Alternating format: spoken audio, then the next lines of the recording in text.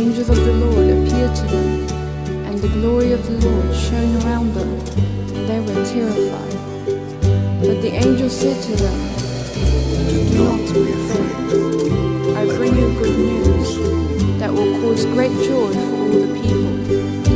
Today in the town of David, a Savior has been born to you. He is the Messiah, the Lord."